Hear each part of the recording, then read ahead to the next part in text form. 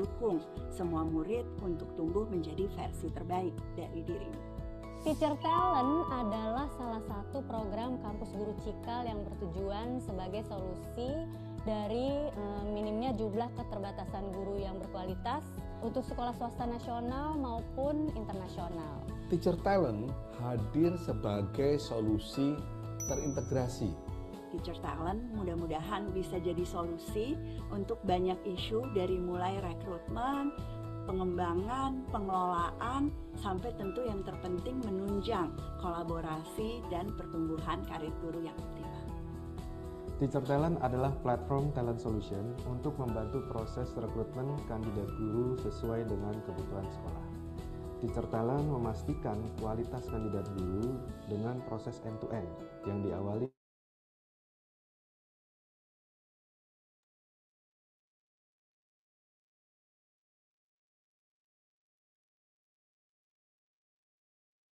Baik Bapak Ibu, kita akan segera memulai kegiatan kita pada pagi hari ini. Bismillahirrahmanirrahim. Assalamualaikum warahmatullahi wabarakatuh. Salam Om Swastiastu, Namo Buddhaya, salam kebajikan. Salam sejahtera bagi kita semua. Selamat pagi Bapak Ibu semua. Selamat datang di acara webinar kolaborasi Teacher Talent bersama Komunitas Guru Satkara Berbagi. Membangun kompetensi utuh lewat 8 dimensi profil lulusan. Nah, Bapak Ibu, kalau ada pepatah bilang tak kenal maka tak sayang. Selanjutnya tentunya kita tidak bisa bersilaturahmi ya Bapak Ibu. Nah, izinkan saya Juli Sugiati, Bapak Ibu boleh sapa saya dengan Yuli. Saya adalah anggota KGSB, akan menemani Bapak Ibu dan rekan-rekan semua di webinar pagi hari ini untuk membangun ilmu baru terkait memahami esensi 8 dimensi profil lulusan, membedakannya dengan P5, dan mengintegrasikannya dalam praktek pendidikan sehari-hari. Salam kenal Bapak Ibu semua. Nah, Bapak Ibu saya penasaran nih. Bapak Ibu melihat antusiasnya sepertinya dari daerah mana saja. Boleh Bapak Ibu menuliskan di kolom chat dari mana asal Bapak Ibu? Dipersilakan.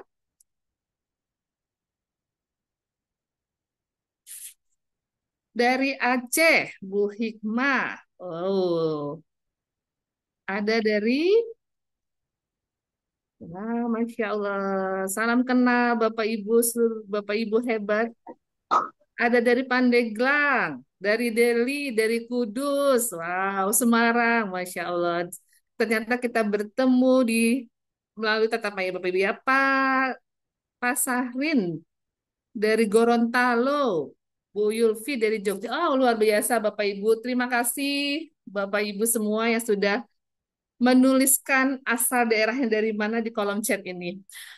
Bapak Ibu, sebelum kita memulai ke sesi berikutnya, saya izin mengucapkan terima kasih kepada media partner yang sudah mendukung terselenggaranya webinar pada pagi hari ini, yaitu juga dari Ikatan Alumni Universitas Negeri Malang, Pusat Pengembangan Karir Universitas Ahmad Dahlan, Pusat Karir UIN Sarif Hidayatullah, UNJ Career Center, kemudian dari Karir UNES dan Career Development Center Unimar. Dan tidak lupa juga Teacher Talent dan KGSB yang telah berkolaborasi untuk terselenggaranya acara webinar pada hari ini. Bapak Ibu, izinkan saya berpantun. Boleh ya Bapak Ibu ya? Tolong Bapak Ibu kasih cakepnya. Ke taman sekolah lihat bunga. Warnanya indah, bikin gembira. Teacher Talent dan KGSB berkolaborasi bersama, ajak guru belajar penuh makna. Baik, Bapak Ibu. Sebagai informasi, webinar Teacher Talk kali ini merupakan acara kolaborasi dari Teacher Talent by Karirmu dengan komunitas guru Satkara Berbagi. Sebelum kita memulai acara selanjutnya, izinkan saya membacakan agenda acara webinar pada pagi kali ini. Pertama, pembukaan. Yang kedua, menyanyikan lagu Indonesia Raya. Yang ketiga, perkenalan narasumber. Yang keempat, pemaparan materi. Yang kelima, pemaparan company profile dari Teacher Talent by Karirmu. Yang keenam, sesi tanya jawab dengan peserta. Yang ketujuh, informasi, presensi, dan penutup. Ini biasanya Bapak Ibu tunggu ya.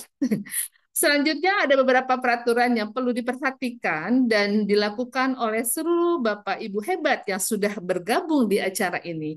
Pertama, Bapak Ibu diharapkan mencari tempat yang kondusif dengan sinyal yang lancar, sehingga kita mengikuti rangkaian acara ini dengan baik. Yang kedua, Bapak Ibu dimohon untuk mematikan mikrofon saat pemaparan materi oleh pembicara, kecuali apabila sudah dipersilakan oleh pembicara maupun moderator. Yang ketiga, Bapak Ibu menyiapkan pertanyaan untuk diajukan ke pembicara dan disampaikan melalui kolom chat nantinya di sesi tanya jawab dan akan dipandu oleh moderator.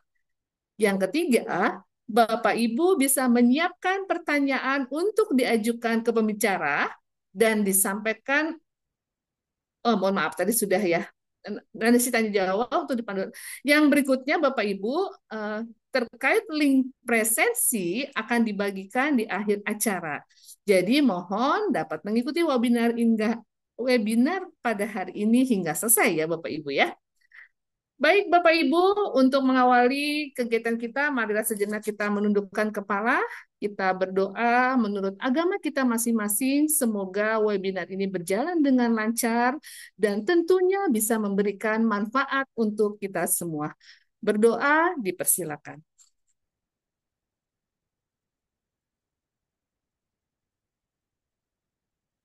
Ya, selesai. Dan sekarang saatnya kita menunjukkan rasa cinta dan kebanggaan kita terhadap tanah air Indonesia. Kami mohon Bapak Ibu untuk duduk dengan sikap sempurna untuk memperdengarkan lagu kebangsaan Indonesia Raya. Dipersilakan kepada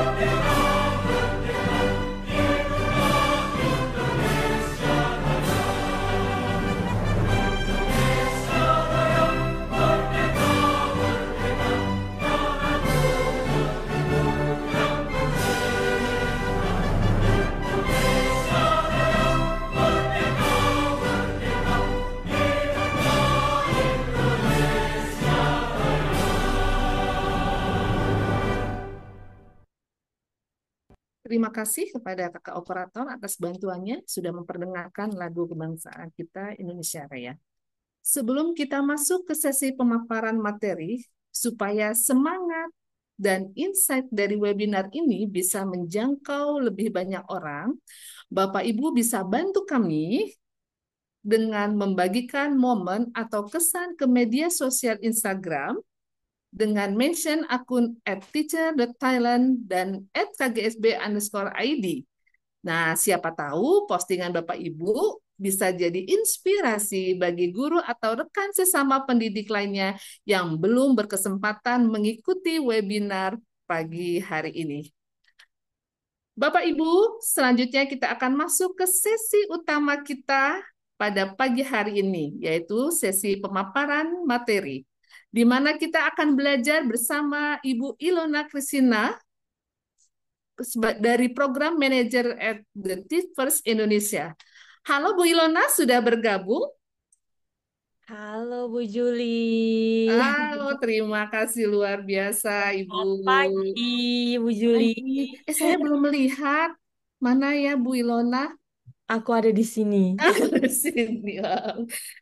Ya, luar biasa. Terima kasih Ibu Ilona di tengah-tengah kesibukan beliau masih sempat membersamai dan tentunya hari Sabtu itu biasanya Ibu Ilona, wow ya Bu ya, Nah, juga itu ya yang Bu ya. aku mau nanya ke Bu Ah, Juli dan teman-teman komunitas semua hari Sabtu ya kan pagi-pagi. Aduh.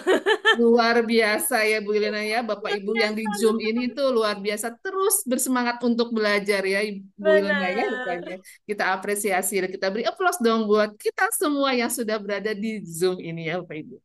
Baik, Bapak Ibu, izinkan saya menyampaikan biodata ya. Sedikit, pasti sih banyak lah beliau dengan pengalamannya gitu ya. Membacakan profil singkat dari Ibu Ilona gitu ya. Narasumber kita yang luar biasa. Beliau merupakan spesialis pendidikan dan dengan pengalaman lebih dari 12 tahun ya tentunya Bu Ilona ya, dan secara berkelanjutan dalam memberdayakan guru dan mentransformasi ekosistem pembelajaran, serta memiliki rekam jejak terbukti dalam memimpin berbagai inisiatif yang memperkuat mutu pendidikan di berbagai bidang. Wow, kita beri aplaus dong Bapak Ibu buat narasumber kita Ibu Ilona pada hari ini. Terima kasih.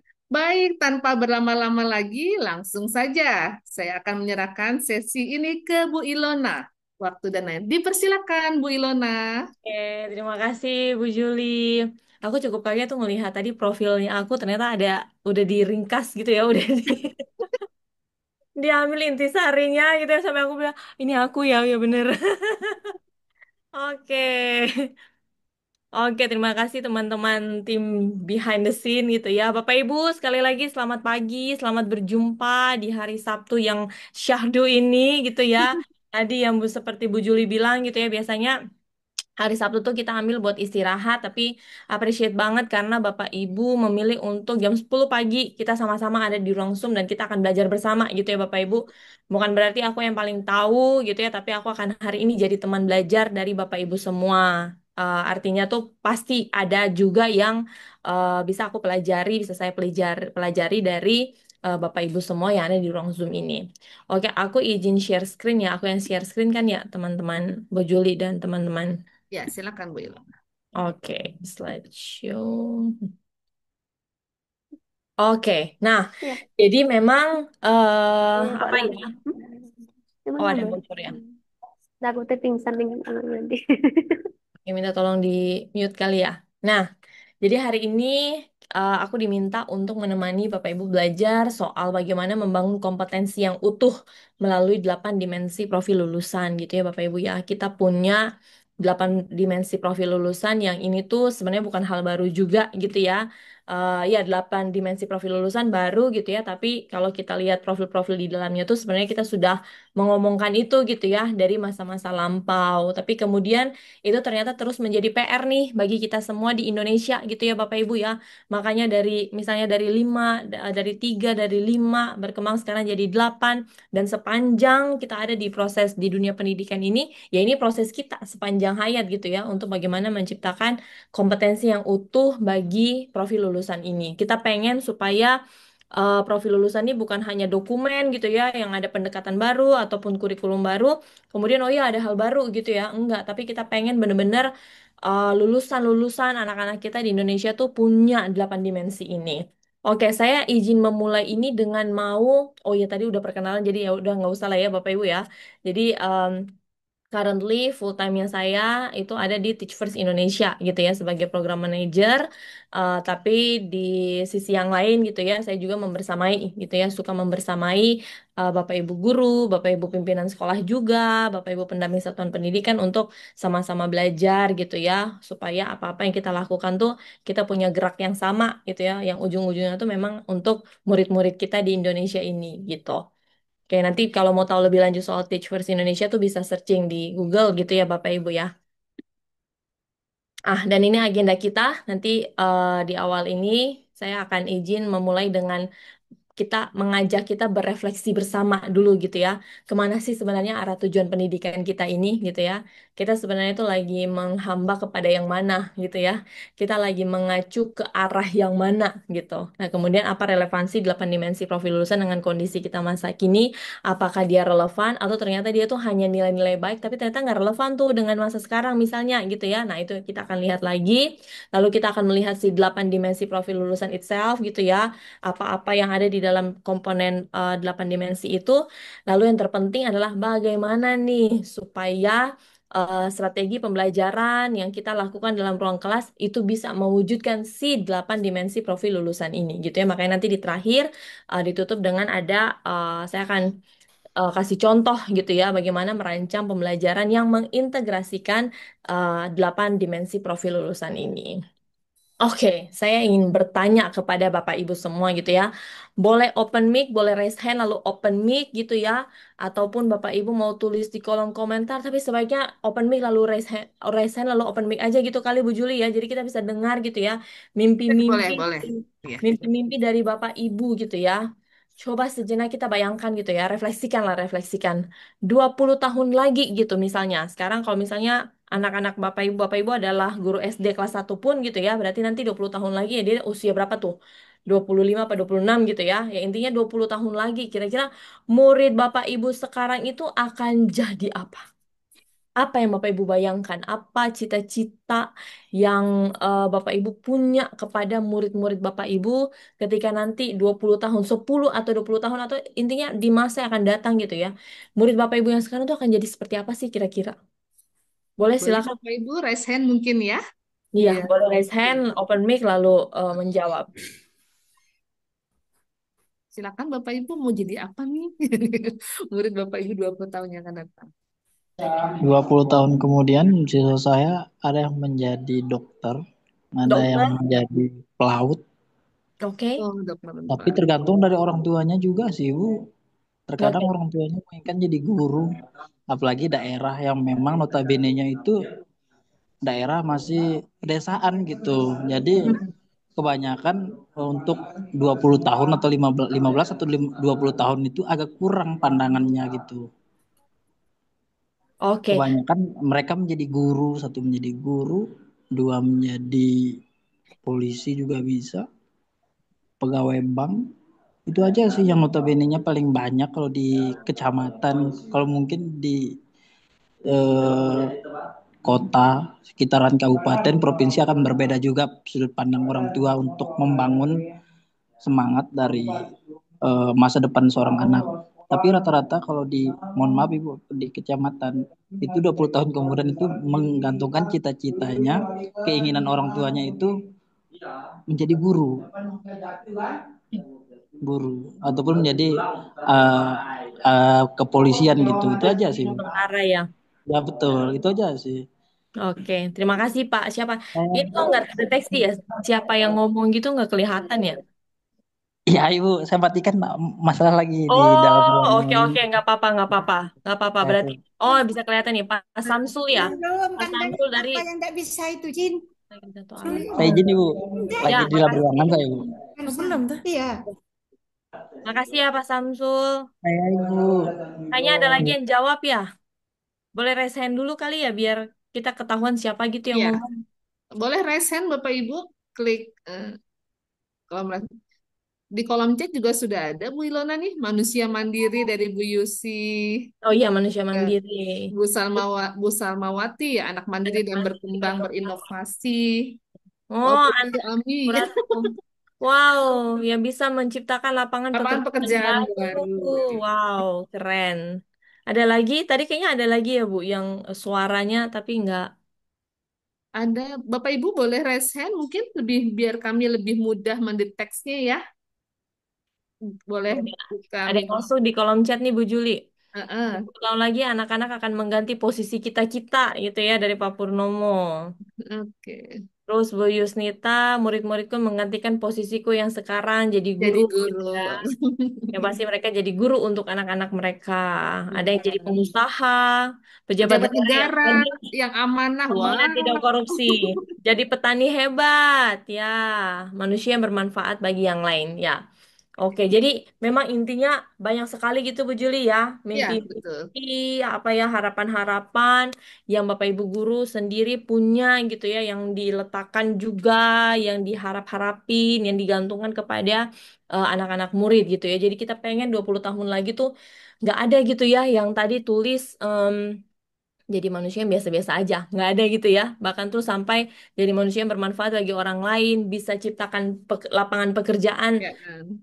cipta manfaat untuk orang lain gitu ya. Jadi memang setinggi itu gitu ya Bapak Ibu cita-cita kita untuk murid-murid kita ataupun anak-anak kita. Nah, kita simpan dulu gitu ya. Tadi mimpi-mimpi kita itu Bapak Ibu dan saya yakin meskipun tidak menjawab atau tidak raise hand, tapi saya yakin Bapak Ibu punya gitu ya harapan di dalam hati. Bapak Ibu tidak mengajar masuk ruang kelas itu hanya untuk ya udah karena memang saya harus masuk ruang kelas gitu. Enggak ya. Tapi memang karena Bapak Ibu punya nih harapan, punya mimpi kepada anak-anak yang dipercayakan terhadap Bapak Ibu tuh Bapak Ibu punya tujuannya gitu ya. Jadi itu yang jadi motivasi ketika Bapak Ibu masuk ke ruang kelas. Nah, tapi Bapak Ibu kita tuh juga berhadapan dengan realita ini nih, gitu ya. Kalau Bapak Ibu pernah lihat akronim ini, ada VUCA gitu ya. Kalau dalam bahasa aslinya tuh volatility, uncertainty, complexity, dan ambiguity. Ini tuh banyak sekali dibahas ketika di company-company gitu ya. Dibahasnya tuh di dunia industri. Padahal tuh enggak gitu ya. Di dunia pendidikan ini tuh sangat dekat dengan kita Bapak Ibu. Ini tuh realita dunia kehidupan gitu ya yang akan dihadapi oleh murid-murid kita di masa yang akan datang. Mungkin dari sekarang harapan kita mereka akan jadi guru. Mungkin sudah budayanya di kecamatan itu tadi seperti kata Pak Syamsul di awal gitu ya. Mungkin udah tabiatnya untuk mereka akan jadi guru, akan jadi polisi gitu ya. Tadi mau jadi petani hebat, mau jadi segala sesuatunya. Tapi dengan semua harapan yang kita punya dalam realitas dunia yang dihadapi Bapak Ibu, kita menghadapi si empat hal ini gitu ya. Volatility, uncertainty, complexity, dan ambiguity. Dan ini tuh tidak terhindarkan gitu Bapak Ibu ya. Bapak Ibu kalau ingat kita eh yang paling relate lah dengan dengan CVUCA ini, Bapak Ibu ingat kita pernah dihantam oleh sesuatu kejadian luar biasa gitu ya. Apa itu Bapak Ibu yang langsung mengubah hidup kita sampai akhirnya kita pun bisa webinar seperti ini gitu ya. Karena ada peristiwa COVID. COVID. COVID, betul Bapak Ibu. Siapa yang pernah menyangka gitu ya bahwa COVID 2019 itu akan menghantam kita, mengubah langsung loh Bapak Ibu ya kan ya. Aku ingat tuh bulan Maret kalau nggak salah satu atau dua kasus ditemukan langsung di lockdown gitu ya. Seluruh kota, banyak kota di lockdown, mungkin sampai di kecamatan paling kecamatan ataupun desa gitu mungkin ada yang enggak gitu ya. Tapi di kota-kota tuh semuanya hampir semuanya lockdown dan pembelajaran tuh jadi online. Bapak Ibu guru yang tadinya nggak mau pegang laptop, nggak mau berhadapan dengan Zoom, Zoom itu barang apa ya gitu ya. Sampai akhirnya sekarang bahkan ikut pelatihan lewat Zoom gitu ya. Siapa yang bisa memastikan hal-hal itu gitu ya? Itu kita berhadapan dengan sesuatu yang uncertainty. Perubahan bisa terjadi dengan sangat cepat, tidak terduga, dan bahkan bisa mengganggu sistem yang sudah mapan gitu ya. Situasi di masa depan itu bisa saja tidak pasti Bapak Ibu gitu ya. Kita bisa memastikan bahwa bahkan kita nggak bisa memastikan gitu ya hari esok bahkan setelah ini aja tuh kita memastikan hidup kita baik-baik aja tuh mungkin itu di luar dari kendali kita gitu ya Bapak Ibu ya. Ada banyak faktor, ada banyak variabel yang saling berhubungan, membuat sehingga sesuatu masalah tuh bisa sangat rumit gitu ya kayaknya tuh solusinya tuh bisa kita pikirkan, tapi kalau diimplementasikan kok kayaknya rumit banget gitu ya. Nah, itu complexity. Lalu ada ketidakjelasan, kerancuan, perkembangan teknologi tuh bagus gitu Bapak Ibu ya, tapi kadang-kadang dia juga membawa sebuah ambiguitas gitu ya. Kadang-kadang informasi ada yang mungkin tidak lengkap, informasinya ditafsirkan dengan apa ya, dengan gaya berpikirnya masing-masing. Wah, jadi inilah realita dunia yang kita sedang alami. Bukan kita wariskan ke murid-murid kita juga Bapak Ibu, tapi kita pun mengalami si empat akronim ini gitu ya. Dan bagaimana nih supaya semua harapan kita tadi gitu ya, ketika murid-murid kita keluar ke dunia nyata gitu ya, keluar dari ruang kelas, keluar dari sekolah, mereka siap menghadapi si 4 akronim ini gitu Bapak Ibu ya. Itu makanya kita ngobrol hari ini tuh Teacher Talent maupun KGSB bagus banget gitu ya, karena langsung tek mengambil apa, jadi apa sih yang harus kita siapin untuk murid-murid kita gitu ya, supaya mereka siap menghadapi dunia, kenyataan dunia yang seperti ini, Bapak Ibu. Nah, berdasarkan hal itu, jadi kemana kira-kira arah tujuan pendidikan kita, Bapak Ibu? Coba deh aku pengen dengar gitu, Bapak Ibu. Menurut Bapak Ibu, kemana sih arah tujuan pendidikan kita nih, Bapak Ibu? Ya, Kira-kira gitu. Boleh langsung open mic, gak apa-apa. Nanti aku lihat siapa yang lagi ngomong, bisa terlihat di sini. ya, saya dari Ya, Pak Iqbal dulu ya, Pak Iqbal. Benar. Ya, selamat pagi. Ya, Ya, selamat pagi. iya, salam sejahtera untuk kita Ya, semua. selamat pagi. Iya, salam sejahtera untuk kita semua. Iya, kayaknya, Arah pendidikan ya, kita ini menurut saya oke. Pak Iqbal, suaranya boleh makin dijelasin. Kayaknya sinyalnya nggak jelas ya, Pak Iqbal ya. Boleh nggak Hah? apa-apa, off cam nggak apa-apa, Pak. Off cam nggak apa-apa. Oh, arah pendidikan kita ini, Bu. Ya, Nampak jelas? ya jelas jelas. Sekarang Arah, jelas. arah pendidikan kita ini menurut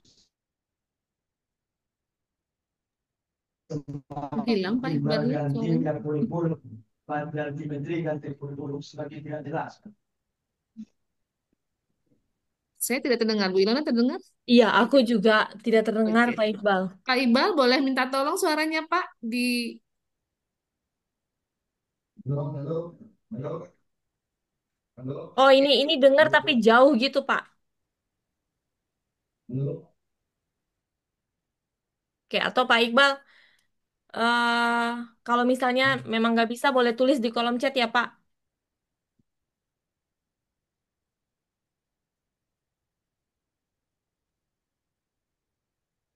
Oke, bisa, Pak Iqbal? Nggak apa-apa, tulis di kolom chat ya, Pak. Oke.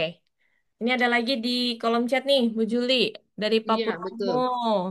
Ada pendidikan kita yang lebih penting ke depan adalah pembentukan karakter, gitu ya. Karakter. Oke.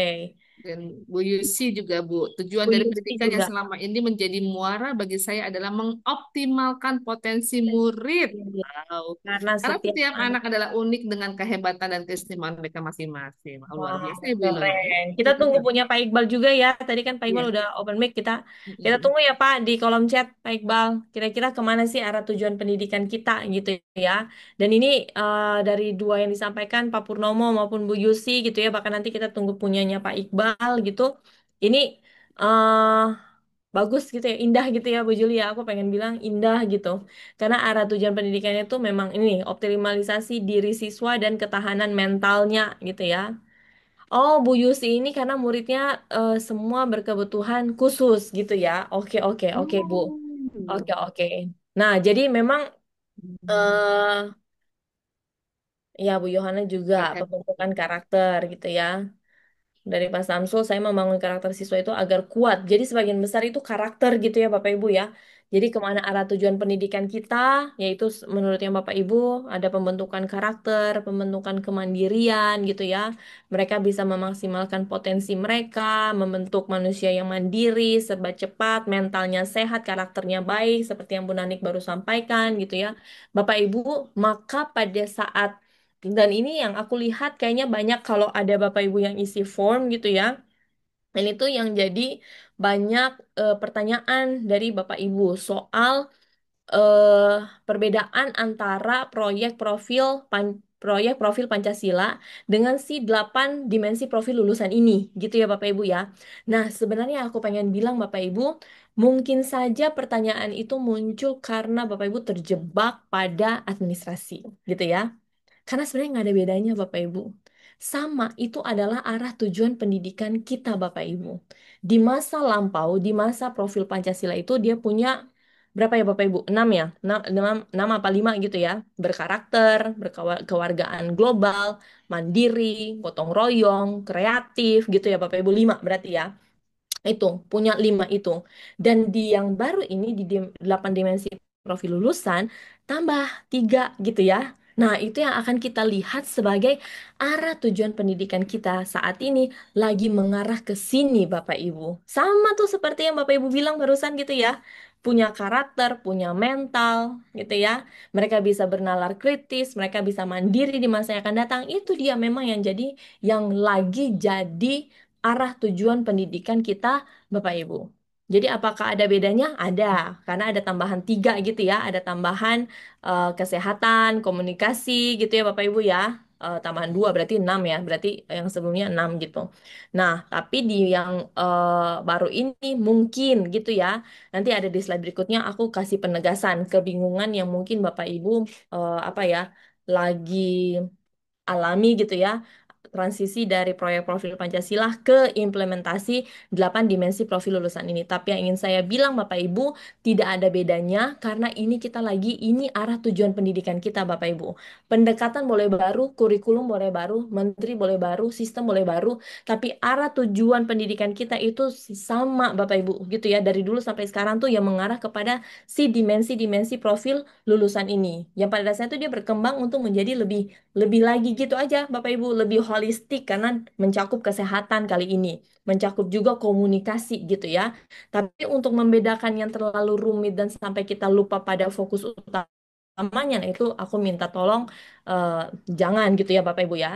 Nah, ini 8 dimensi profil lulusan. Ini arah tujuan pendidikan kita yang lagi kita jalani di masa sekarang gitu ya. Berkembang tuh sedikit berkembang dari ketika kita punya proyek profil Pancasila di masa masa lampau, di masa kemarin gitu Bapak Ibu. Nah, 8 dimensi profil lulusan itu apa aja? Saya yakin Bapak Ibu sudah tahu juga gitu ya. Ada 8, yaitu yang pertama keimanan dan ketakwaan terhadap Tuhan Yang Maha Esa. Ini yang tadi Bapak Ibu bilang soal karakter, mentalnya, imannya, spiritualnya, ini kayak basic gitu ya. Meskipun Bapak Ibu profil lulusan ini tidak berjenjang ataupun tidak bertahap ataupun tidak leveling, bukan gitu ya, kayak oh harus iman dulu sama warga dulu ya baru dia bernalar kritis kreatif. Enggak Bapak Ibu, ini semua berjalan beriringan di dalam pembelajaran gitu ya Bapak Ibu ya. Tidak ada tapi misalnya gitu ya, saya pernah ada eh, dengar praktik baik dari sekolah, ada salah satu sekolah gitu ya di Malang, kebetulan kepala sekolahnya itu adalah narasumber juga gitu ya. Beliau menceritakan kalau di sekolahnya beliau itu beliau bagi fokus, tapi bukan berarti bahwa ini berjenjang, enggak, tapi hanya bagi fokus aja karena seringkali guru hanya menempelkan dimensi profil lulusan ditempelkan ke dalam pembelajaran.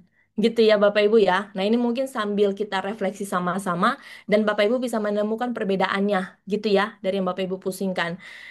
Selama ini 8 dimensi profil lulusan itu hanya ditempelin seolah-olah ada gitu ya. Padahal kan yang ingin saya ajak Bapak Ibu semua berpikir adalah begini.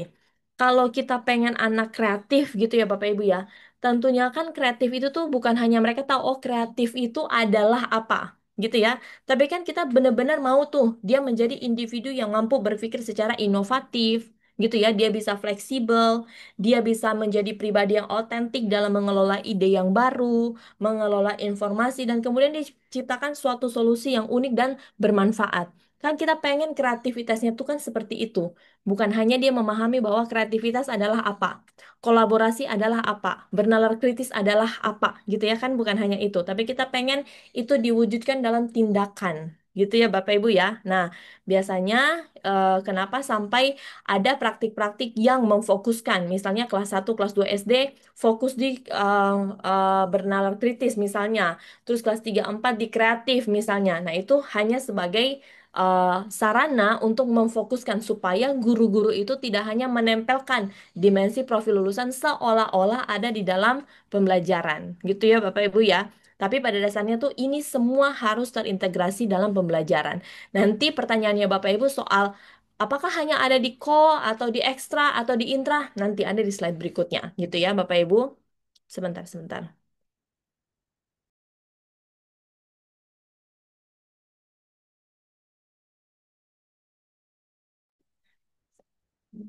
Oke, nah empat yang lain adalah kolaborasi kemandirian, ini yang baru ya Bapak Ibu ya, kesehatan dan komunikasi gitu ya. Karena ya pada dasarnya kalau orang nggak sehat gitu ya, anak kita nggak sehat ya gimana dia akan melakukan semua kompetensi yang lain gitu, istilah kasarnya gitu ya. Lalu kemudian soal komunikasi. Nah, kita akan lihat Bapak Ibu, kenapa sampai kita punya kenapa sampai saya bilang yang kayak tadi? Kenapa dia nggak boleh hanya sebagai tempelan di RPP-nya Bapak Ibu, atau dia hanya sebagai yang digadang-gadang yang diomong-omongkan. Jadi kreatif adalah, kolaborasi adalah enggak gitu ya? Karena di pendekatan pembelajaran mendalam, Bapak Ibu saya yakin kalau yang udah ikut pelatihan pembelajaran mendalam pasti familiar dengan solo taksonomi ya Bapak Ibu ya. Kalau sebelumnya itu kan kita ngomongin soal belum taksonomi gitu ya. Nah, yang sekarang ini kita diperkenalkan dengan solo taksonomi. Dan aku sangat suka gitu ya si solo taksonomi ini. Sama sebenarnya gitu ya dengan Bloom, tapi yang di solo taksonomi ini ingin benar-benar mengantar Bapak Ibu untuk melihat kenapa sih aku harus melakukan, kenapa sih harus kompetensi itu tuh utuh sampai di tahap dia mengcreate atau memformulasikan atau mengenerate dan dia mereflek pengetahuan yang baru.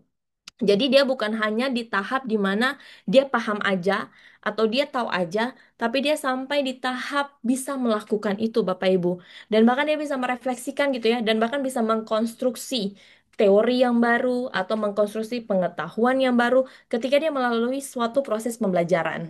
Nah, ini ya saya yakin kalau Bapak Ibu di yang sudah ikut pembelajaran mendalam tuh pasti udah dapat esensi-esensi ini gitu ya. Dan bahkan saja ini tuh bukan hanya di pembelajaran mendalam gitu Bapak Ibu ya, dari dulu pun seharusnya kita sudah di proses ini gitu, bahwa kita pengen murid kita tuh berkompetensi, dan level kompetensinya seseorang itu kan bukan hanya di pre-struktural ini gitu kan ya, tapi dia harus sampai di tahap yang extended abstrak ini gitu. Artinya dia bisa merefleksikan tindakannya, dia bisa merefleksikan pengetahuannya, mengimplementasi dalam kehidupan sehari-hari, dan bahkan dia melakukannya, dan dia create gitu ya, dia create, dia generate, dia bisa memformulasikan pengetahuan yang baru. Itu baru dibilang murid kita berkompetensi gitu Bapak Ibu.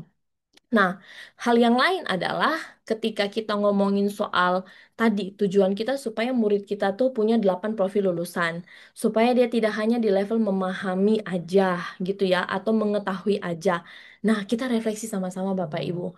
Kalau kita pengen kompetensi yang utuh itu Bapak Ibu gitu ya, lihat dulu deh pembelajaran kita masih yang berbasis konten atau sudah yang berbasis kompetensi. Itu beda banget Bapak Ibu kelihatannya. Ini sambil refleksi gitu ya. Mungkin ada yang lagi sambil masak atau lagi sambil nyetir. Cobalah ya sambil sambil masak, sambil nyetir tapi sambil dengerin dan refleksi, iya ya. Kelas saya, pembelajaran saya itu tuh masih berbasis konten atau sudah berbasis kompetensi ya, gitu ya. Kalau saya pengen membangun kompetensi utuh lewat 8 profil lulusan, saya harusnya ada di bagian yang berbasis kompetensi gitu ya pembelajarannya, bukan yang berbasis konten. Nah, selama ini gitu ya, em, kadang kita menjebak diri gitu Bapak Ibu ya. Kalau saya bisa bilang gitu ya, saya juga dulu guru Bapak Ibu, dan saya secara sadar menjebak diri saya gitu ya di dalam tuntutan akan kurikulum. Materi ajar bilang apa, buku buku materi bilang apa gitu ya, kurikulum yang menuntut apa, saya fokusin ke situ. Padahal saya lupa kebutuhan murid saya tuh berbeda-beda gitu ya. Mereka tuh punya minat tuh juga berbeda-beda. Betapa berdosanya saya gitu ya ketika akhir dari pembelajaran misalnya asesmen sumatif saya minta mereka semua bikin poster. Padahal anak mungkin ada yang tidak punya minat untuk membuat poster, tapi dia lihai dalam berkata-kata bikin puisi misalnya. Itu ya, Bapak Ibu. Jadi kalau itu berbasis pada kompetensi, seharusnya kita pembelajaran itu berpusat kepada kebutuhan murid. Bukan kita menyembah pada pencapaian kurikulum Bapak Ibu, gitu ya. Lalu kalau yang berbasis kompetensi itu belajar untuk pemahaman konsep yang mendalam dan mengasah keterampilan. Bukan belajar untuk penyelesaian materi dan hanya untuk mendapatkan nilai. Biasanya anak yang dibilang pintar, yang selama ini jadi image-nya di Indonesia, anak yang pintar adalah anak yang gimana Bapak Ibu? Yang pasti dia dapat nilai bagus, ya nggak? Nilai 100 ya. Matematikanya bagus. Nah, Nah, matematika IPA gitu ya Bu Juli ya, matematika IPA. Kalau dia pintar seni, kira-kira kita pandang nggak? Ya pandang juga sih, tapi mungkin nggak yang sebrilian kita memandang yang matematika dan IPA-nya 100 gitu ya Bapak Ibu. Ini kalau saya bisa pengakuan dosa, saya juga termasuk dalam. Saya suka banget apa ya, waktu mempelajari kembali, melihat-lihat kembali tuh terus ingat-ingat awal-awal jadi guru tuh, ya bertobatlah gitu Bapak Ibu gitu ya. Karena kita kemudian mengkotak-kotakan, mendiskriminasi murid-murid kita gitu ya. Padahal mereka punya potensi yang memang beda-beda gitu kan ya. Dan seharusnya pembelajaran kita tuh adalah mencoba mengunlock, memfasilitasi gitu ya kompetensi atau potensi yang mereka punya, bukan karena untuk menyelesaikan materi dan akhirnya hanya mengejar nilai angka semata. Belum tentu Bapak Ibu kalau dia dapat 100 di ulangan dan kemudian dia bisa kolaborasi, good gitu ya, bagus. Tapi kalau dia ternyata dapat nilai 100 tapi dia bingung berkolaborasi dengan orang lain, nah itu mungkin yang perlu kita evaluasi gitu ya. Pembelajaran berbasis kompetensi itu menunjukkan kinerja dan menerapkan konsep. Ya, kalau kita masih berbasis konten tuh biasanya kita hanya tesnya tuh berupa jawab serangkaian pertanyaan gitu ya. Lalu benar, salah. Nah, itu berarti kita masih berbasis konten. Lalu pembelajaran yang berbasis kompetensi itu pasti terkait dengan konteks kehidupan nyata murid gitu ya. Biasanya dilakukan lewat pembelajaran berbasis proyek Bapak Ibu gitu ya. Lalu kemudian kalau yang berbasis konten itu pembelajarannya kadang-kadang tidak terkait dengan konteks kehidupan nyata murid karena gurunya terpaku pada LKS atau pada buku materi atau pada buku paket. Jadi apa ya, buku paket bilang mau belajar apa ya udah ikut aja buku paket gitu ya. Padahal mungkin ada yang di dalam buku paket itu bisa dikorelasikan dengan konteks kehidupan nyatanya murid gitu ya. Nah, lalu kalau kompetensi dia pasti berorientasi pada proses dan penguasaan kompetensi. Even kalau misalnya hasil akhirnya gagal Bapak Ibu, nggak apa-apa, karena dia punya proses gitu ya. Yang penting prosesnya benar, di proses itulah anak-anak belajar. Kalau berbasis konten biasanya orientasinya pada nilai akhir. Bapak Ibu, tapi ya aku mau kasih sedikit disclaimer. Makan Bukan anak. berarti berbasis konten, lalu konten teh nggak penting. Bukan Bapak Ibu ya. Jadi konten tetap penting, tapi pembelajaran kita tidak berbasis pada konten semata. Gitu ya. Kalau berbasis pada konten itu kan kita traditional way kita sebutnya ya. Jadi hanya ceramah, kita anggap murid kosong, kita yang penuh, kita yang wajib mengisi gitu ya, murid kita gitu. Padahal kita lupa bahwa murid kita itu juga punya kompetensinya gitu Bapak Ibu. Jadi bukan berarti konten sama sekali nggak penting. Karena saya semalam baru lihat berita gitu ya Bapak Ibu, murid di NTT, bukan murid gitu ya, mahasiswa di, sorry ya, karena itu ada di berita di Kompas, Bapak Ibu bisa lihat gitu ya. Di NTT itu ada mahasiswa, sudah di tingkat mahasiswa, dia nggak bisa membaca gitu ya. Dia bacanya masih terbata-bata, bahkan untuk menghitung gitu ya, menghitung penjumlahan pengurangan tuh, perkalian itu masih, jadi numerasinya tuh juga belum bagus. Nah, Bapak Ibu ini yang mungkin pada waktu lalu gitu ya, mengartikan merdeka tuh semerdeka itu gitu Bapak Ibu ya. Jadi Bapak Ibu melepaskan merdeka tuh ya udah kamu suka-suka kamu lah gitu ya, kamu mau melakukan apa, kamu belajar apa terserah kamu. Bukan begitu Bapak Ibu gitu ya. Karena nanti di akhir slide aku akan ngasih tahu gitu. Posisi kita tetap adalah guru gitu ya. Guru yang kemudian akan apa ya, dengan posisi yang kita punya tuh kita mengaktifkan murid kita gitu ya, memfasilitasi mereka untuk mengunlock kompetensi. Bukan merdeka tuh jadi maksudnya tuh kayak dibiarin gitu ya, sesuka-suka hatinya mereka. Bukan seperti itu. Nanti akhirnya tuh kayak gitu. Sampai kuliah, sampai SMA, nggak bisa baca, nggak bisa perkalian gitu ya Bapak Ibu.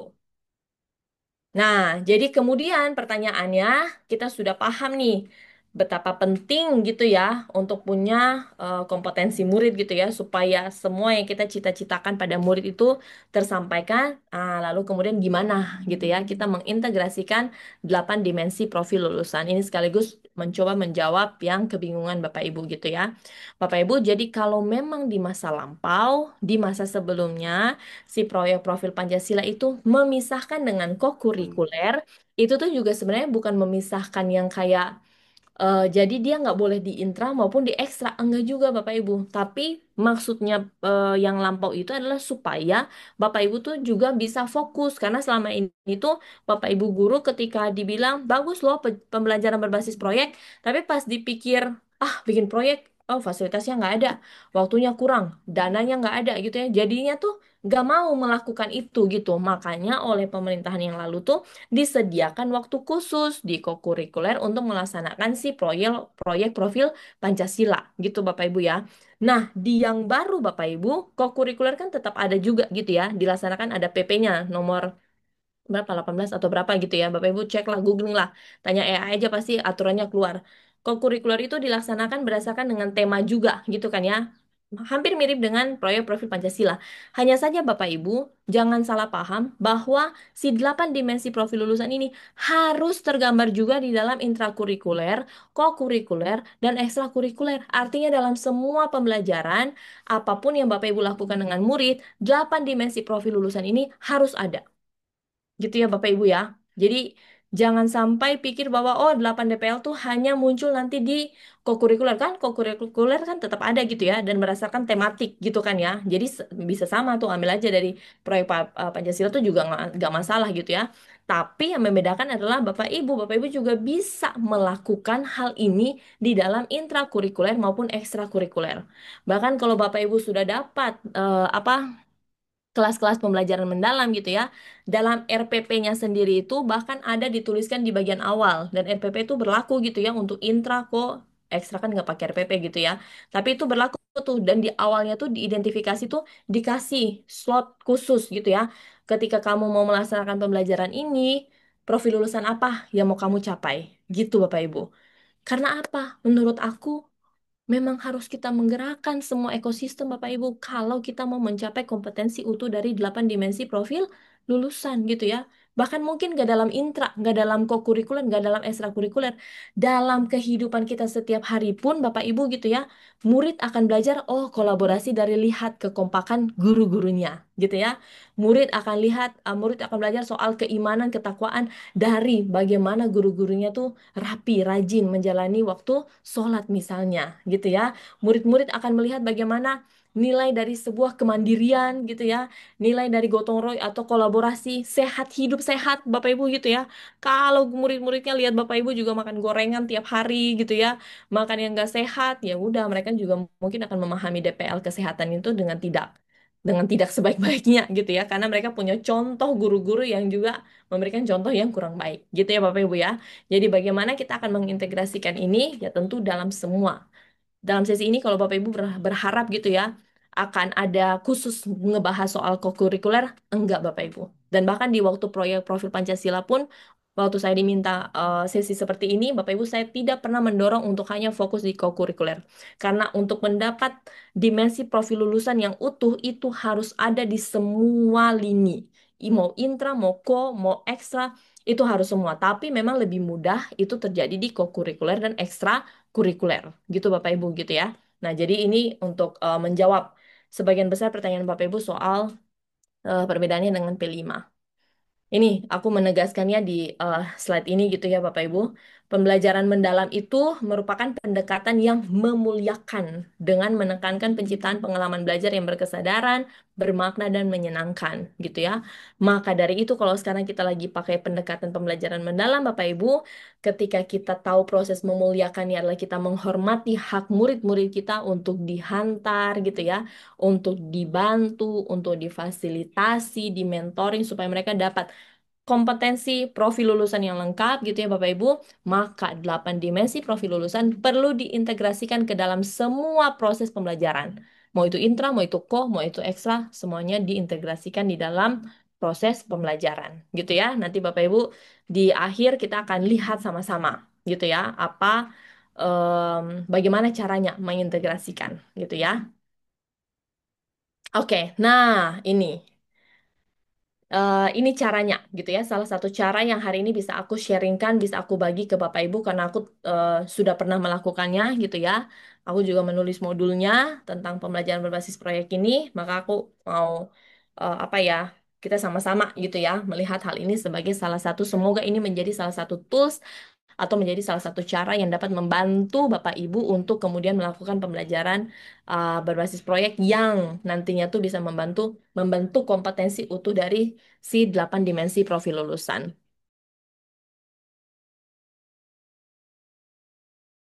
Oke. Nah, menurut Bapak Ibu, dari tiga contoh ini, mana yang merupakan pembelajaran berbasis proyek? Silahkan boleh tulis di kolom chat ataupun boleh langsung open mic, bebas gitu ya.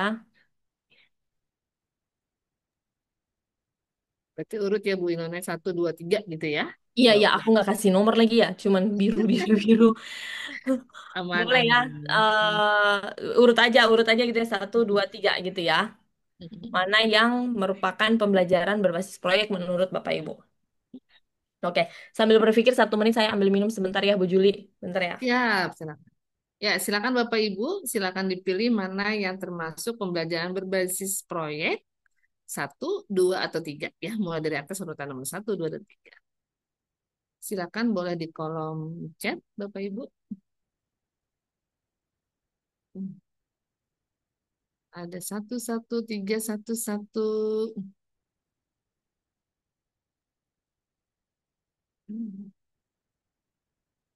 1 dan 3.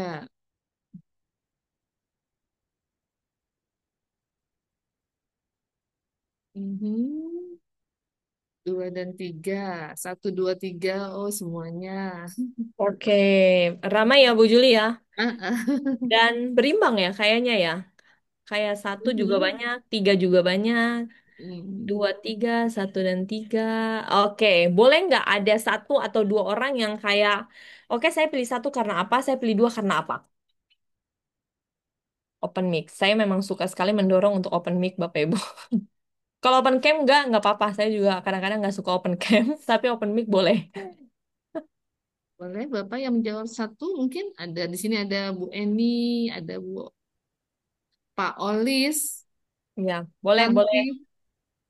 boleh memberikan pendapat gitu ya. Kenapa memilih? Oke, Bu Lela Nurela nih, Bu Juli, ada yang raise Ya, hand. silakan Bu Lela. Di mana yang Assalamualaikum. Waalaikumsalam warahmatullahi Waalaikumsalam, Bu. wabarakatuh. Selamat pagi, Sadayana. Ya, pagi Ibu. Berarti Ibu Oke, dari Bandung, Jawa Barat nih pasti nih. Samuhun. Mem udah kenal aja suara Miss Lela.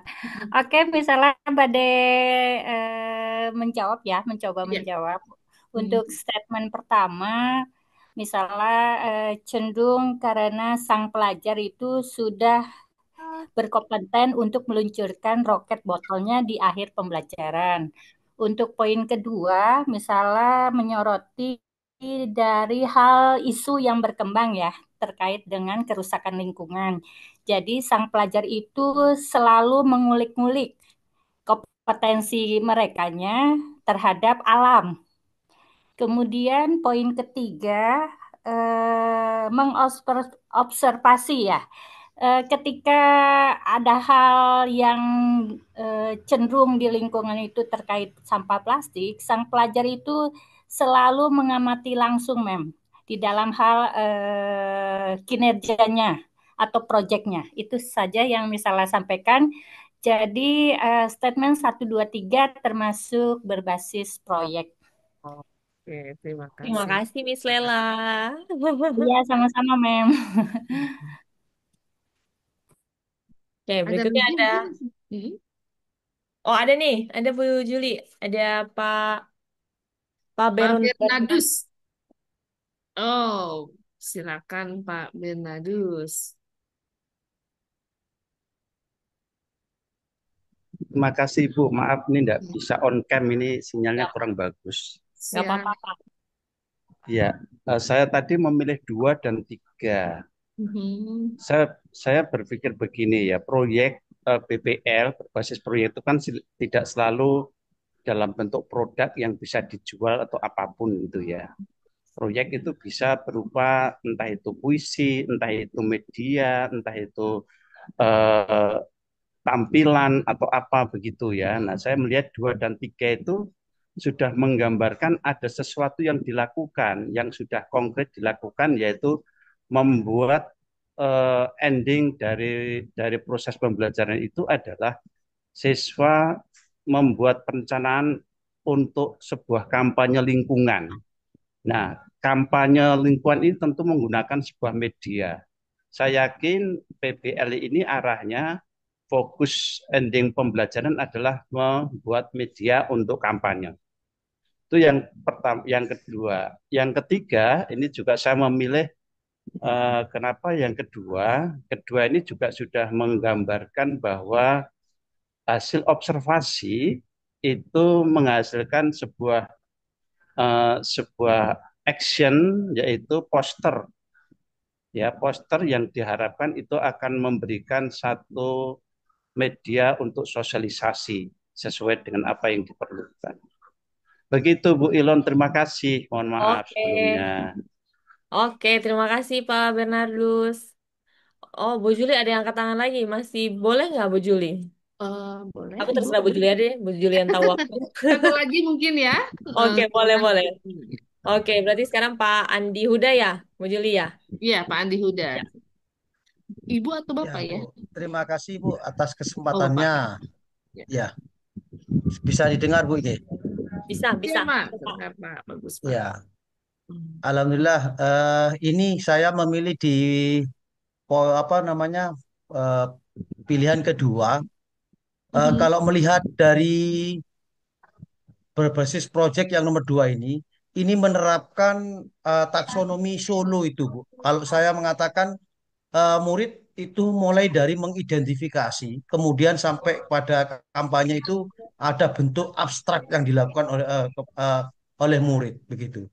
Mungkin itu sebagai apa alasan kenapa kok nomor dua. Jadi anak mulai dari pertama mengidentifikasi ada isu atau kerusakan lingkungan, mencari tahu penyebabnya, kemudian dari bentuk taksonomi solonya di sini masuk abstrak R itu ada bentuk kampanyenya, endingnya di situ. Terima kasih, Bu. Oke, terima kasih Pak Andi Huda. Oke. Oke, aku lanjut ya Bu Juli ya.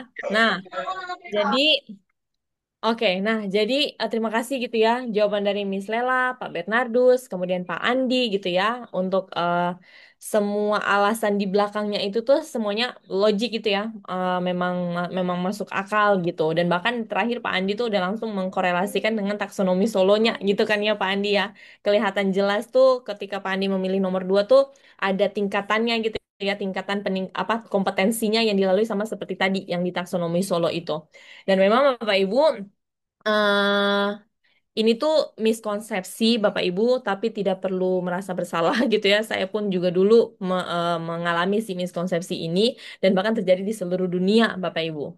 Bahwa project based learning is not doing a project Bapak Ibu, gitu ya. Jadi pembelajaran berbasis proyek itu bukan mengerjakan proyek Bapak Ibu. Kenapa? Kita lihat lagi gitu ya di sorry. Ini apa sih anekdot ini? Nah, kita lihat Bapak Ibu, mana yang mengerjakan proyek dan mana yang pembelajaran berbasis proyek. Jadi, nomor satu memang itu bukan pembelajaran berbasis proyek. Karena apa? Karena dia hanya menerapkan konsep dari apa yang dipelajari dalam ruang kelas gitu ya. Jadi kan dia habis dapat fisika matematika, kemudian dia bikin meluncurkan roket botol di akhir pelajaran. Konsepnya dapat, iya gitu ya. Dia mengerjakan proyek, kolaborasinya ada, iya. Tapi dia tidak berbasis proyek karena tidak ada proses di mana murid mengkaitkan hal itu dengan kehidupan nyata dia dalam kehidupannya setiap hari. Jadi ketika nanti dia keluar dari ruang kelas, Bapak Ibu, dia mungkin akan kebingungan kenapa aku harus meluncurkan roket botol itu tadi gitu ya, gitu. Karena tidak ada aksi lanjutannya. Tadi extended abstraknya tuh nggak ada. Tadi seperti kata Pak Andi Huda gitu ya, extended abstraknya tuh nggak dirasakan sama murid-murid. Nomor tiga, sudah pembelajaran berbasis proyek. Gitu Bapak Ibu ya. Tapi ada sedikit apa? Sedikit yang mengganggu di nomor tiga gitu ya. Ada sedikit jebakannya lah gitu ya. Ini yang mungkin juga seringkali dilakukan oleh kita gitu Bapak Ibu. Waktu kita meminta murid-murid misalnya ada yang membuat poster. Lalu akhirnya poster itu hanya digantung di dalam ruang kelas gitu ya. Masih syukur, alhamdulillah, kalau poster itu kemudian dibaca oleh anak-anak dan kemudian mengingatkan mereka untuk, oh ya, saya harus mengurangi sampah plastik. Ya, syukur gitu ya Bapak Ibu ya.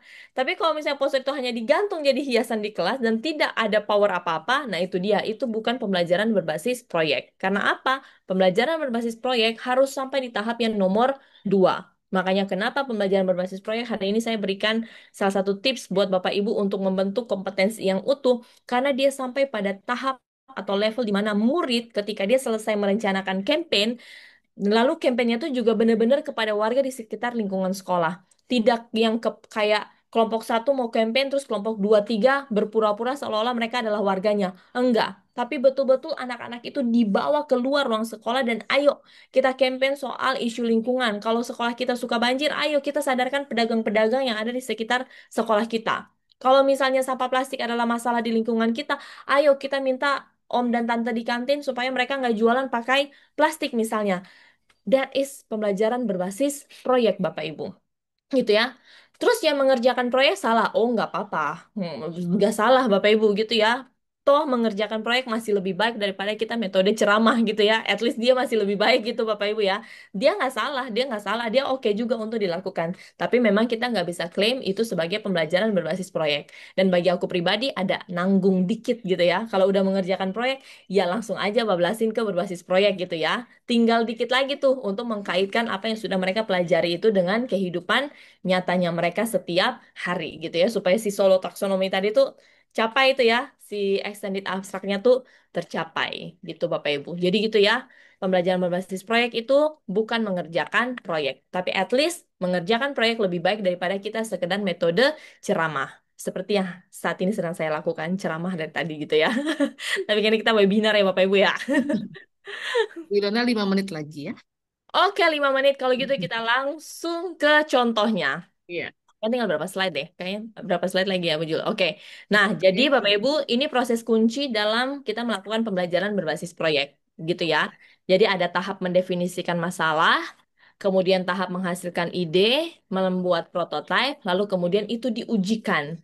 Dan yang paling aku ingetin gitu ya Bapak Ibu ya, waktu menemukan, memang guru, apalagi kalau dia jenjang SD, guru tuh harus kreatif dalam membuat pertanyaan pemantik gitu ya, ataupun anak SMP gitu ya, anak SMP dibawa ke suatu tempat gitu ya soal sampah misalnya, terus ditanya kamu kamu rasa ada masalah nggak?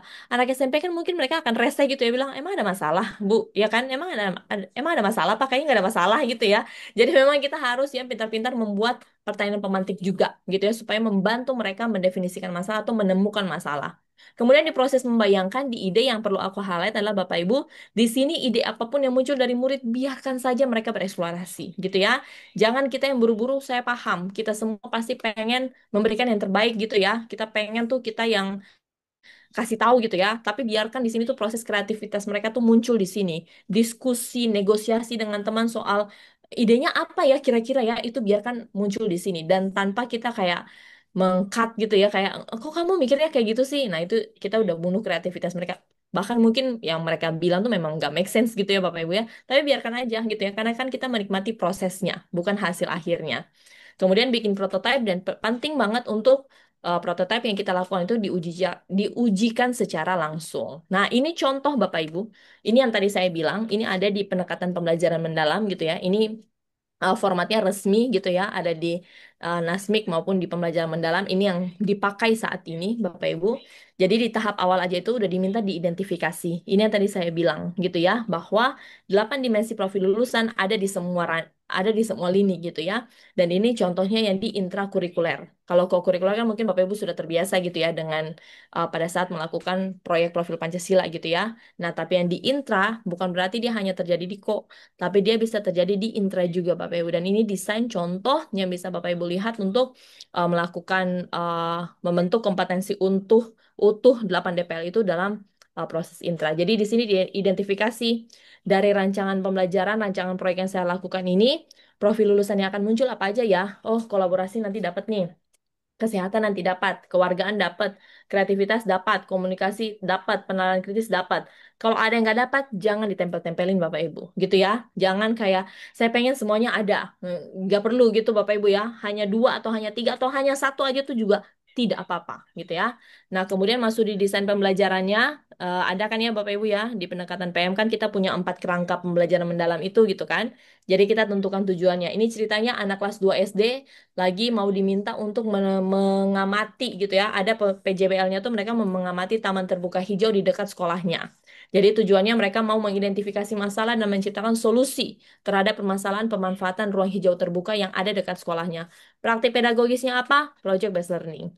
Kemitraan pembelajarannya siapa? Pemerintah setempat. Karena ini berkaitan ruang terbuka hijau itu kan di bawah wewenangnya pemerintah setempat gitu ya. Lingkungan pembelajarannya gimana? Seluruh proses ada dalam diskusi kelompok murid. Jadi guru hanya bertindak sebagai aktivator dan fasilitator dalam memfasilitasi mereka menemukan masalah dan kemudian menemukan solusinya. Pemanfaatan digitalnya, kalau misalnya nggak ada gitu ya, nggak perlu ada video, ya udah nggak usah diadain Bapak Ibu gitu ya. Di sini mereka hanya akhirnya tuh pakai laptop aja. Kalaupun nggak ada ya tinggal street aja gitu ya. Nah, ini pengalaman belajarnya. Jadi kita memasukkan si desain PJBL tadi ke dalam pengalaman belajar. Karena kan pengalaman belajar di PM itu kan ada 3 tahap gitu ya. Memahami, mengaplikasi, dan merefleksikan. Memahaminya tuh di tahap temukan dan membayangkan. Jadi misalnya nih, ini aku kasih contoh aja Bapak Ibu gitu ya. Murid difasilitasi untuk pergi ke fasilitas umum, yaitu taman terbuka hijau di dekat sekolahnya. Terus guru siapin pertanyaan pemantik gitu ya.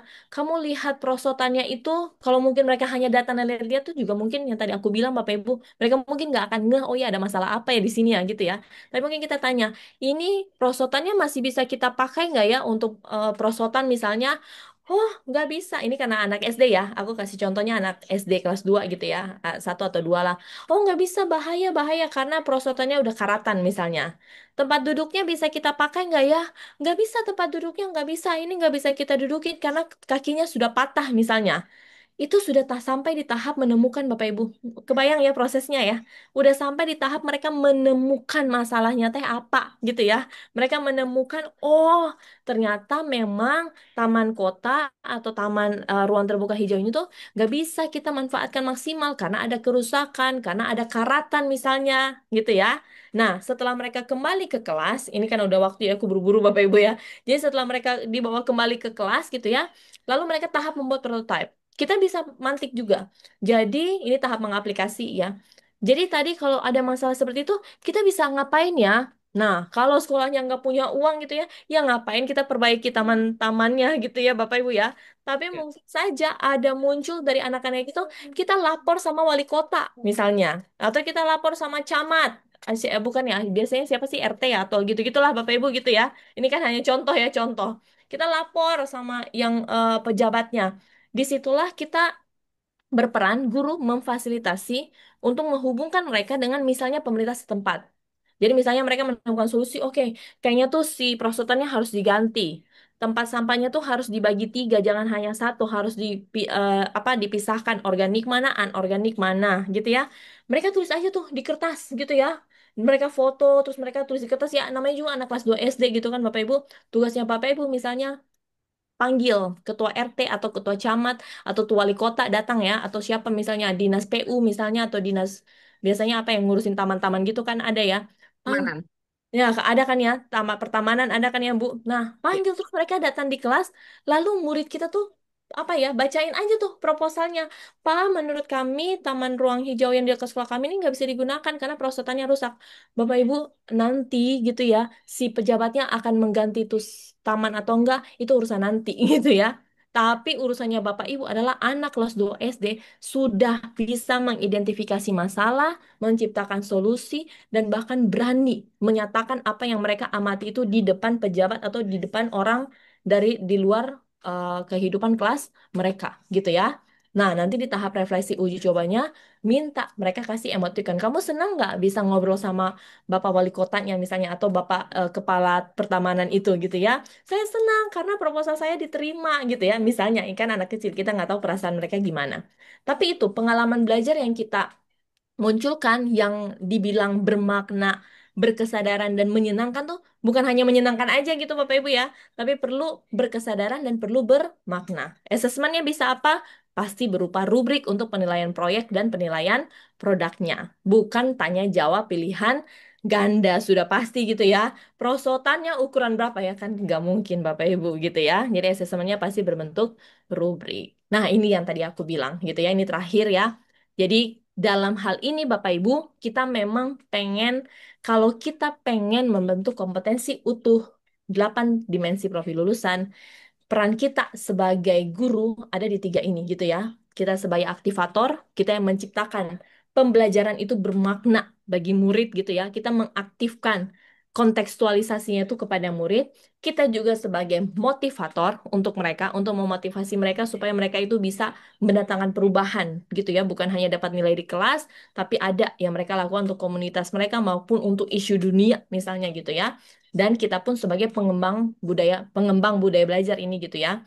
Kita memposisikan murid itu bukan sebagai subjek yang kita hanya kasih gitu ya, tapi mereka adalah agen perubahan. Dari proses pembelajaran yang kita lakukan dalam ruang kelas, kita tidak akan pernah tahu ada berapa banyak solusi yang bisa dihasilkan dari proses pembelajaran yang kita lakukan di kelas bersama-sama dengan murid. Gitu ya Bapak Ibu ya. Ini terakhir aku tutup dengan ada satu studi dari Edutopia gitu ya. Mereka bikin studi dan 80% muridnya bilang setelah dapat project based learning class, mereka bilang this is the way I want to learn. Mereka fun gitu ya, itu bermakna, itu berkesadaran dan itu bermakna untuk mereka. Mungkin itu saja Bu Juli gitu ya yang bisa aku sampaikan. Mohon maaf pasti lewat. Tadi Bu Juli bilang 5 menit tapi kayaknya udah lewat gitu ya. Aman, Bu Ilona. Baik, Bapak Ibu, kita beri aplaus dong buat Bu Ilona. Luar biasa ya, Bapak Ibu ya. Terima kasih Bu Ilona atas materinya yang sangat menarik, insightful, dan informatif, terutama buat Bapak Ibu gitu ya. Tadi biasanya kita kalau project tuh ada projectnya gitu ya.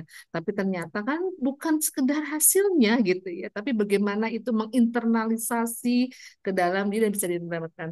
Ternyata kalau kita pelajari lebih dalam, membangun kompetensi utuh lewat 8 dimensi profil lulusan itu berarti mengarahkan murid tidak hanya menjadi individu yang cerdas secara akademik, tetapi juga adaptif, berkarakter, kolaboratif, dan mampu berkontribusi nyata dalam masyarakat, Bapak Ibu ya. Baik, Bapak Ibu yang ingin bertanya, dipersilakan untuk menuliskan pertanyaan di kolom room chat ya, Bapak Ibu, dengan format nama, asal, daerah, dan pertanyaannya. Nah, kemudian terkait dengan link presensi, Bapak Ibu akan diberikan di akhir acara setelah sesi tanya jawab selesai. Nah, Bapak Ibu sambil menunggu pertanyaan dari Bapak Ibu semua, maka kita akan menyimak sesi paparan dari perwakilan Teacher Talent yaitu Mas Azmi Alisani selaku Business Development dan Operation Manager PT Semesta Integrasi Digital.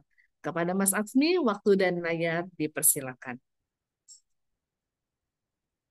Baik, terima kasih Bu Juli. Ya, Suara saya terdengar ya, Bu? terdengar. Oke, di sini juga ada Bu Ilona. Ini Mm-mm. materinya menarik sekali ya untuk Halo Mas. semuanya gitu ya di sini Bapak Ibu semuanya yang menyimak dari awal di mana tadi cukup banyak penjelasan detail dan juga sekaligus praktiknya gitu ya, cara pengisian dan lain Betul. sebagainya. Tadi juga sudah di recap gitu ya sama Bu Juli. Nanti silakan Bapak Ibu semuanya kalau memang tertarik untuk bertanya atau menyampaikan terkait unek-uneknya itu boleh di kolom chat. Nanti akan dijawab setelah sesi saya gitu ya. Oke, selamat pagi Bapak Ibu semuanya. Assalamualaikum warahmatullahi wabarakatuh. Perkenalkan nama saya Waalaikumsalam Muhammad Azmi warahmatullahi Alisani, wabarakatuh. biasa dipanggil Azmi gitu ya. Dan saat ini memang diamanahi sebagai Business Development and Operations Manager di PT Semesta Integrasi Digital sekaligus sebagai program koordinator untuk Teacher Talent. Di Tito Collaboration ini bersama rekan-rekan dari KGSB mudah-mudahan bisa menjadi salah satu wadah gitu ya untuk Bapak Ibu semuanya belajar, kemudian saling berkolaborasi bahkan gitu ya ke depan. Dan ini mudah-mudahan ke depan juga Teacher Talent terus aktif dan hadir untuk bisa membantu memfasilitasi Bapak Ibu semuanya terkait dengan materi-materi yang berkaitan dengan keguruan gitu ya. Agar Bapak Ibu semuanya juga terus bertumbuh karena memang sejatinya guru itu tidak pernah selesai untuk belajar gitu ya. Bahkan belajar setiap harinya. Nah, Bapak Ibu izin untuk saya menyampaikan terkait dengan Teacher Talent agar Bapak Ibu semuanya mungkin bisa memahami gitu ya apa yang dikerjakan dan apa yang sebetulnya sekarang sedang coba difasilitasi oleh teacher talent gitu ya. Mudah-mudahan sudah terlihat, sudah muncul. Proses ya, Mas. Nah, sudah. Sudah. Oke, baik. Izin Bapak Ibu semuanya untuk menyampaikan terkait dengan teacher talent. Kita bicara soal teacher talent gitu ya. Kami berbicara soal teacher talent, itu berarti artinya tentang kolaborasi untuk karir guru masa depan. Kita melihat sekarang bahwa kondisi yang ada gitu ya di tantangan di bidang keguruan tuh cukup banyak Bapak Ibu semuanya. Ada dua yang memang coba kami capture dan Bapak Ibu semuanya juga mungkin bisa melihat gitu ya. Yang pertama terkait dengan menurunnya nilai rata-rata uji kompetensi guru atau UKG, di mana sebetulnya standar nilainya adalah 60, tetapi ini rata-rata di 57, yang artinya masih di bawah standar nilai minimum gitu ya. Ini data yang dikeluarkan pada tahun 2022 oleh Kemdikbudristek. Mudah-mudahan memang untuk saat ini, kemarin kami coba cari belum ada tambahan lagi gitu ya, data yang terbaru. Hal tersebut sebenarnya menjadi dampak pada kualitas pendidikan di Indonesia, mulai dari kualitas pengajarannya, capaian hasil belajar siswa, termasuk pada efektivitas program yang dibiayai oleh pemerintah gitu ya. Kemudian yang kedua, kita juga memahami bahwa minimnya jalur karir alternatif gitu ya dan sertifikasi yang kurang efektif. Hal ini menyebabkan pada guru tuh menjadi profesi yang saat ini mungkin kurang diminati oleh generasi saat ini gitu ya. Hasil penelitian juga memang kita menyebutkan gitu ya, pada 96 peserta program yang mengikuti sertifikasi, hanya terdapat 37% peserta yang mengalami peningkatan pengajaran nyata, sehingga perlu adanya memang alternatif program yang bisa memiliki output pembinaan karir berbasis portofolio maupun evaluasi praktik mengajar. Nah, teacher talent karenanya hadir gitu ya, bahwa kita paham bahwa guru berkualitas itu adalah kunci kualitas pendidikan ya, Bapak Ibu semuanya. Namun kami juga menyadari bahwa guru potensial itu juga saat ini kesulitan menemukan akses pelatihan yang relevan dan jalur masuk ke sekolah terbaik gitu ya. Akibatnya memang proses rekrutmen sekolah terkadang sering tidak efisien dan guru juga belum siap mengajar dengan optimal. Nah, teacher talent hadir menjadi jembatan dan dari kesenjangan tersebut Bapak Ibu.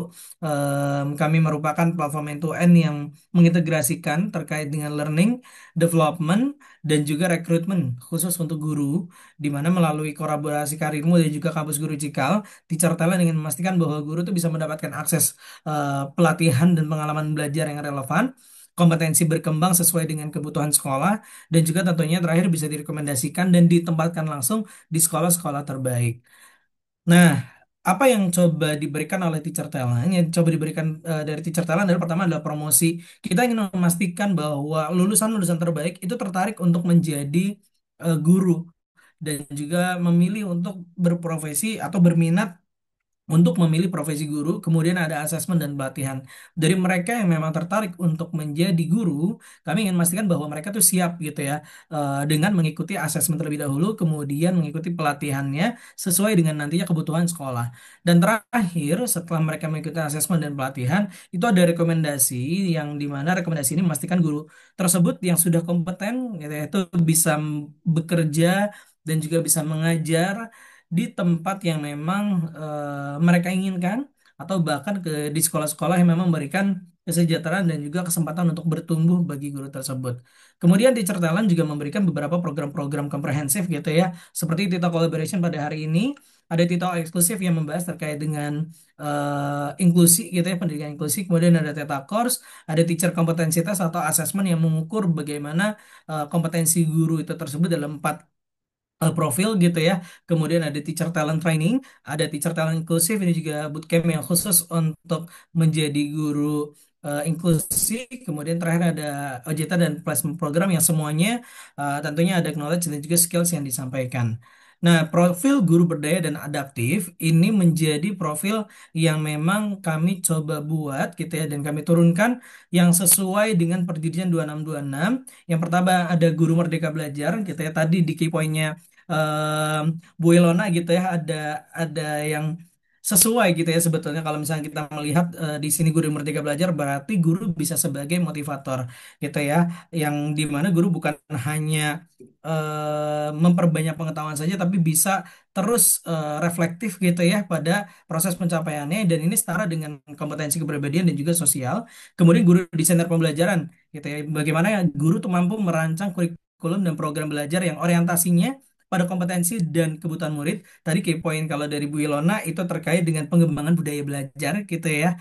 Dan terakhir ada guru cerdas digital, ini mampu mengintegrasikan teknologi, pedagogi, kemudian keahlian subjek tertentu pada strategi belajar mengajar di kelas. Nah, ini tentu sebagai aktivator ya bagi guru tadi dari key point yang memang disampaikan oleh Bu Ilona. Nah, semuanya ini setara dengan perjanjian 2626 gitu ya. Bapak Ibu semuanya baik kompetensi kepribadian, kompetensi sosial, kompetensi pedagogik maupun kompetensi profesional. Nah, Teacher Talent Training sendiri ini program akan dilaksanakan tanggal 6 Oktober 2025, di mana satu tahun biasanya kami melaksanakan sebanyak 6 kali. Program dilaksanakan secara sinkronus dan asinkronus. Kemudian modulnya turunan dari perjanjian 2626 gitu ya. Terdapat 5 kali pertemuan bersama master teacher secara online gitu ya. Ada akses mode pembelajaran seumur hidup, asesmen kompetensi guru, kemudian observasi program, ada micro teaching atau praktiknya, diskusi dan mentoring dengan guru berpengalaman, kemudian ada fasilitasi pasca ya pasca program gitu ya, atau pendampingan pasca program, dan juga tentunya ada sertifikat program. Dan anjurannya ini dilakukan selama 5 pekan atau 5 minggu, di mana ada mulai dari self-paced learning, ada lab session dan mentoring, kemudian ada online observation dan juga micro teaching.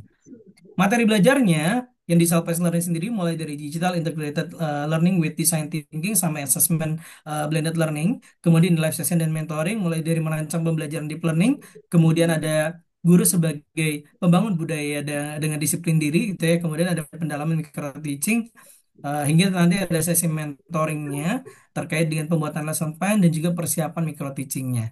Nah, ini adalah sekolah yang sudah bekerja sama dengan Teacher Talent. Jika memang ada Bapak Ibu semuanya sekolah yang ingin bekerja sama dengan Teacher Talent juga bisa, nanti boleh hubungi kontak yang akan ada di akhir gitu ya Bapak Ibu semuanya. Dan gurunya memang saat ini yang sudah mengikuti program tersebar dari semua jenjang dari PAUD hingga ke SMA. Peserta Teacher Talent saat ini memang tersebar di berbagai wilayah gitu ya di Indonesia. Nah, ini adalah katalog tentang program bagaimana ada yang basicnya sebagai ibu rumah tangga, kemudian memiliki pengalaman dari mengajar les private, kemudian saat ini sudah mengajar di sekolah mitra, kemudian juga ada yang tadinya memang mengimplementasikan atau praktik gitu ya secara langsung di sekolah murid Merdeka Grogol, ini juga saat ini sudah bekerja atau mengajar di lokasi tersebut gitu ya. Nah, ini adalah contoh tampilan dari scorecard teacher kompetensi test yang menunjukkan kemampuan Bapak Ibu semuanya ataupun nanti peserta gitu ya yang mengikuti program Teacher Talent Training, ada di layar Bapak Ibu semuanya, mulai dari kemampuan pedagogiknya, kemudian kepribadian, sosial, dan juga profesional. Termasuk ada kategori untuk English Proficiency Test gitu ya, atau kemampuan bahasa Inggris, dan juga Intelligence Structure Testnya. Nah, ini adalah laporan belajar program Teacher Talent Training setelah selesai mengikuti program, dan juga ada aktivitas alumni. Yang pertama ada informasi lowongan kerja dan akan dibantu prosesnya oleh Teacher Talent. Ada potongan diskon 50% untuk program Teacher Talent lainnya. Ini adalah dokumentasi aktivitas alumni gitu ya. Cukup banyak aktivitasnya mulai dari sharing antar alumni gitu ya, dan pembahasannya juga bermacam-macam. Nah, berapa biayanya? Biayanya adalah untuk teacher kompetensi tes jika Bapak Ibu hanya untuk ingin mengetahui gitu ya terkait dengan asesmen atau kompetensi yang Bapak Ibu sudah eh, dapatkan sekarang gitu ya, atau Bapak Ibu sudah miliki sekarang, itu Bapak Ibu bisa ngetes gitu ya, atau bisa coba ikut tes teacher kompetensi tes untuk mengukur gitu ya kompetensi Bapak Ibu semuanya dengan harga 150.000. Kemudian kalau misalnya Bapak Ibu semuanya mau include secara keseluruhan bahkan sampai mengikuti training gitu ya, itu Bapak Ibu bisa mengikuti Teacher Talent Training yang harganya di 400.000. Nah, kalau teacher kompetensi tes memang ini tidak ada batas waktu, Bapak Ibu kapanpun mau mengikuti program tersebut gitu ya, atau asesmennya itu masih terbuka. Kalau misalnya Teacher Talent Training, Bapak Ibu cukup bisa sesuai dengan jadwal gitu ya, di mana tadi dalam satu tahun biasa kami melaksanakan sebanyak 6 kali. Nah, ini program kelima di tanggal 6 Oktober besok. Jadi Bapak Ibu boleh segera gitu ya kalau mau mendaftar. Nah, Bapak Ibu bisa siapkan untuk handphonenya, kemudian boleh scan untuk mendaftar programnya di sini. Bapak Ibu kalau memang misalkan tertarik, bisa scan yang ada di layar Bapak Ibu semuanya, ataupun klik link yang sudah di-share oleh tim kami gitu ya, di kolom chat gitu ya. Silakan mungkin boleh dibantu. Nah ini ya, udah di-share oleh Kak Virgi. Bapak Ibu boleh klik link yang sudah di-share di kolom chat gitu ya. Nah, selanjutnya kalau misalkan Bapak Ibu memang masih mau belajar lebih dalam lagi, Bapak Ibu bisa mengikuti program pemula yang coba kami sediakan, yaitu ada Theta Course maupun TikTok eksklusif, di mana ini adalah materi-materi tentang pendidikan inklusi yang disampaikan oleh Mas Hafid Surya dan juga Bu Fitri Sumarlis gitu ya, dari Head of SMM gitu ya, inklusi, kemudian juga dari atau akademik Cikal gitu ya. Kemudian ada Theta Course, ini Bapak Ibu semuanya juga bisa ikuti. Oke, itu saja yang mungkin bisa saya sampaikan Bapak Ibu semuanya.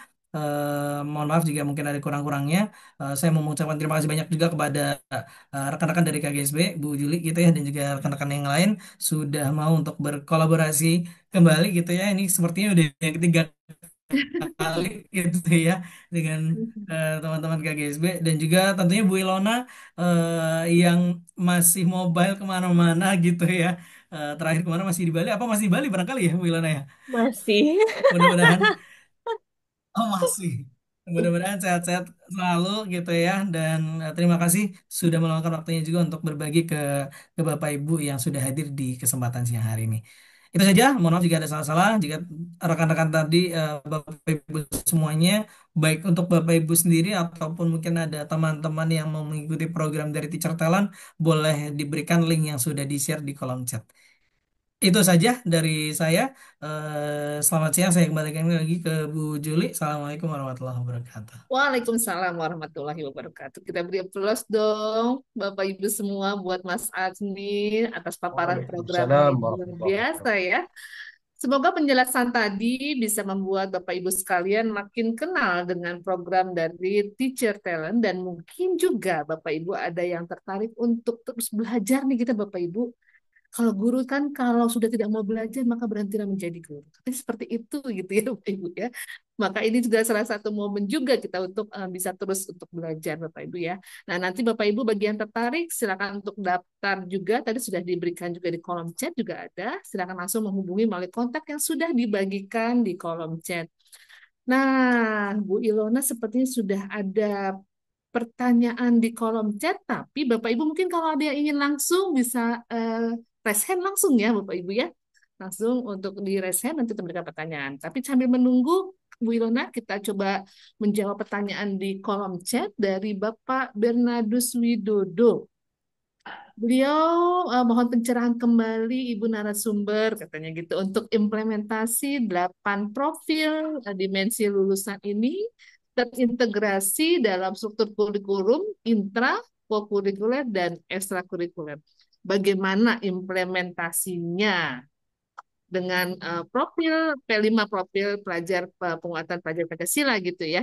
Nah, begitu mungkin pertanyaannya Bu Ilana. Silakan Bu Ilana. Oke, terima kasih Pak Bernardus. Jadi, ya mungkin kalau Pak Bernardus tanya berbeda dengan implementasi profil pelajar Pancasila pada Kurmer itu hanya karena di waktu lampau itu si proyek profil Pancasila itu ditegaskan untuk ada jam khususnya gitu ya.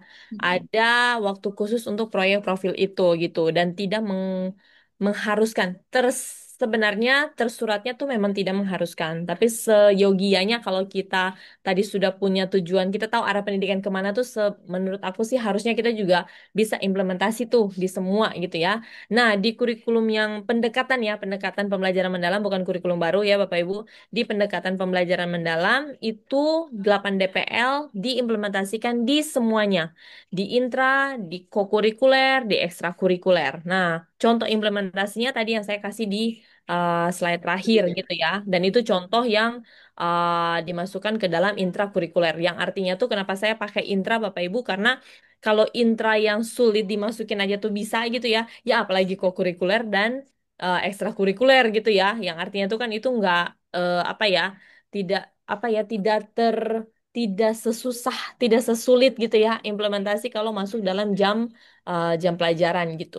Ya meskipun co-curricular juga susah sih memang ya untuk menentukan sampai asesmennya. Tapi itu bisa disadur gitu ya. Bukan bisa disadur, tapi dia bisa diimplementasikan pola yang sama di co-curricular juga gitu. Mungkin gitu Pak Iya, Bergus. terima kasih Bu. Terima kasih Gimana Bu. Bapak?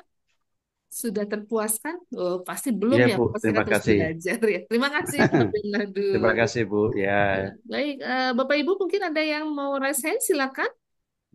Boleh langsung bertanya dengan Ibu Ilona. Ya, silakan Pak Andi Huda. Baik, Sebutkan asal sekolahnya ya ya, Pak ya. Dari mana ya Pak? G. Ya, silakan. Assalamualaikum warahmatullahi wabarakatuh. Waalaikumsalam Waalaikumsalam, warahmatullahi Pak. wabarakatuh. Mohon izin Ibu bertanya dari Kota Probolinggo, SMP Negeri 7 Probolinggo, Ya. Nih, Jawa Timur. Ini Ya. yang mau saya tanyakan terkait dengan apa namanya, tadi itu sempat dijelaskan masalah ini, apa namanya, merancang pembelajaran berbasis proyek itu. Hmm. Proyek itu saya berpikirnya tadi ke arah ini, semacam P5 yang ada kemarin kalau di Kurmer itu apa istilahnya, ya apa, P5, proyek P5 itu ya. Kemudian sekarang Oh, ini benar, Pak. em, ke kurikuler. Kalau bahasanya itu di sekolah sekarang menjadi kurikuler begitu Bu nggih.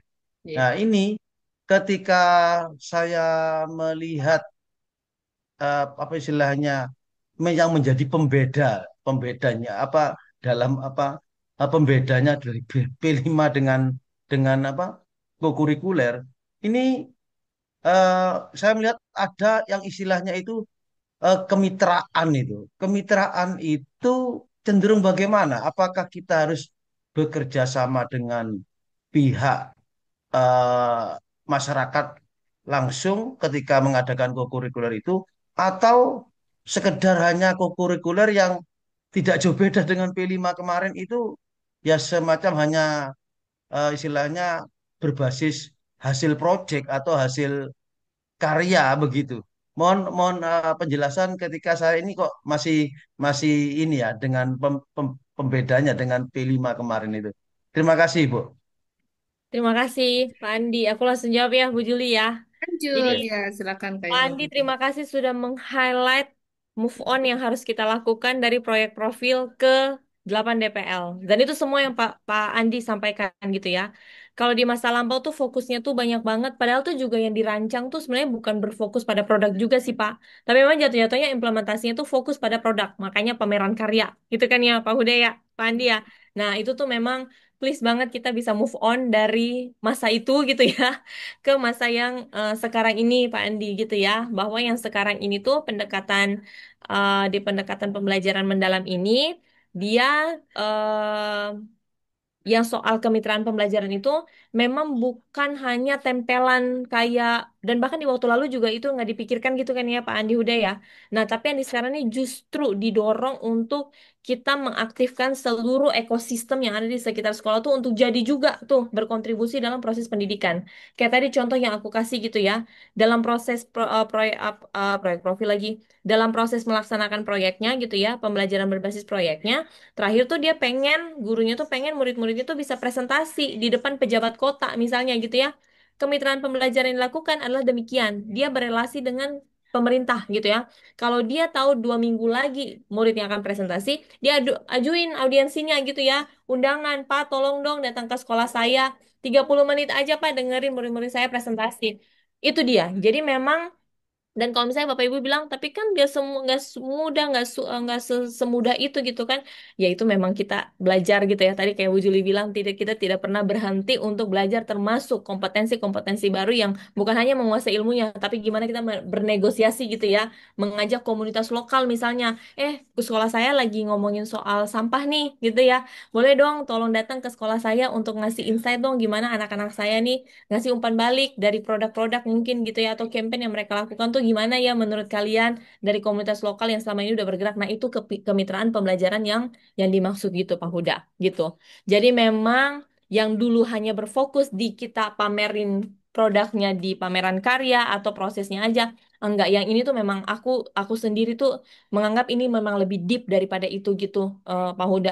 Kita bahkan sampai di kemitraan pembelajaran tuh didorong supaya punya gitu ya, supaya kalau misalnya kita nggak expert dalam ngomongin sampah, ya udah nggak apa-apa, undang komunitas lokal gitu ya, dan di situ butuh tuh skill kita sebagai guru untuk apa ya, kolaborasi komunikasi gitu ya dengan pihak-pihak lain di luar sekolah gitu Pak Andi. Gimana Pak Andi? Oke, Bu. Oke, Ya, terima sekarang kasih catur atas pusat nih ya Pak Andi penjelasannya. ya. Iya, Sebelumnya Kri Pusat, sekarang catur pusat Pak. satu Kemitraan kita. pusat. Bagaimana Oke, sekolah, keluarga, Betul, kemudian keluarga. betul, masyarakat. Salah betul. satunya Iya, yang terakhir ada sosial media Pak itu. Iya, sosial media, Media betul. itu penting. Iya, Bagaimana setiap sekolah bisa berbagi praktik baik. Gitu ya Bu Ilona ya. betul, betul Supaya Bu Juli. oke. tertular semuanya. Maka Bahkan ditambah orang lagi tua, media. orang tua juga diajak kan ya Bu Juli Ya, ya, itu sebagai mitra aset media pembelajaran. ya. Betul, Orang tua aset juga Pak. betul. Kita cari nih orang tua dari latar belakangnya apa nih. Oh, dari Dinas Lingkungan Hidup bisa bermitra. Udah, panggil, Gitu ya. undang, ya kan? Bener. Contoh Oke, sederhananya gitu ya oke, Pak. Harus oke. itu memang Bu Juli nih, guru-guru harus kayak Bu Juli, cari-cari kesempatan. Iya, iya. Iya, cari-cari peluang di sekitar kita deket. Oh, saya deket dengan PT Nestle. Kita dekatin Pak dengan Nestle dan perusahaan. Oke, Mungkin itu insya Allah oke. ya Pak ya pasti bisa untuk mencapai itu. Mungkin Oke, satu terima lagi kasih. pertanyaan. Oke, Ya, Bu. terima kasih Pak Andi. Udah satu pertanyaan Oke, terakhir mungkin sama-sama. yang akan raise hand boleh Bapak Ibu. Kalau di kolom chat tidak ada. Ada Bapak Ibu? Wah, rupanya sudah terpuaskan nih dengan materi yang disampaikan oleh Bu Ilona yang luar biasa ini ya. Harapannya sih terpuaskan ya Bu Juli Iya. ya, bukan? Tidak ada, ya di kolom chat juga tidak ada sepertinya Bu Ilona Ya, ya. nggak ada. Oke, nah baik Bapak Ibu, karena memang sudah waktu juga sudah berakhir gitu ya Bu Ilona. Mungkin ada closing statement dari Bu Ilona sebelum saya mengakhiri, silakan Bu Ilona. Oke, aku sih sebenarnya nggak siapin closing statement sih Bu Juli, tapi ya tadi itu aku Ya. pengen meng-highlight peran kita aja gitu ya, sesuai dengan yang sekarang. Hmm. Kalaupun ternyata perubahan itu tuh ada, perubahan tuh pasti gitu Bapak Ibu ya, pendekatan Ya. baru lah, kurikulum baru lah, menteri baru, syalalala, bum bum, yang baru-baru pasti gitu ya. Tapi aktornya tuh tetap kita, maksudnya tetap Bapak Ibu guru tuh yang memegang kendali penuh pembelajaran di dalam ruang kelas. Dan penting banget Bapak Ibu tadi menyadari bahwa diri sebagai aktivator, fasilitator, maupun pengembangan budaya belajar gitu ya, supaya apapun yang Bapak Ibu lakukan tuh dengan kesadaran penuh untuk menuju tadi kompetensi murid-murid kita yang akhirnya tuh itu jadi arah tujuan pendidikan kita. Itu mungkin Bu Juli. Semangat kita Bapak Ibu ya. Bagaimana kalau sudah karakter tuh enak deh Bapak Ibu gitu ya. Murid-murid kita mau kita apapun kalau mereka sudah sadar bahwa belajar itu menjadi sebuah bagian penting, enak Bapak Ibu kita masuk. Kita Ibu Lena ya. Terima Ya, kasih Bu betul. Lena atas materi yang sudah disampaikan pada webinar siang hari ini. Semoga materi yang disampaikan bisa bermanfaat bagi Bapak Ibu rekan-rekan semua dan khususnya untuk guru-guru hebat yang ada di Indonesia. Bagaimana Bapak Ibu sesi materi tadi sangat menarik dan sangat insightful ya. Mudah-mudahan seperti itu ya. Sayang sekali webinar kita sudah sampai di penghujung acara. Sebelumnya saya ingin berterima kasih kepada Bapak Ibu semua yang sudah sangat bersemangat di hari libur hari keluarganya untuk tetap belajar. Semoga webinar ini bisa memberikan manfaat kepada kita semua. Izinkan mengingatkan kembali Bapak Ibu, mungkin ada yang tertarik untuk daftar di program Teacher Talent, silakan langsung saja menghubungi melalui kontak yang sudah dibagikan di kolom chat. Selanjutnya, Sobat Karir bisa mengisi presensi dan feedback yang sudah dibagikan di kolom chat. Baik, sekarang kita beri applause buat narasumber kita, Ibu Ilona, Bapak Ibu. Dan sebelum saya tutup, izin saya berpantun terlebih dahulu ya. Sore hari langit berwarna jingga. Burung terbang pulang ke sarangnya.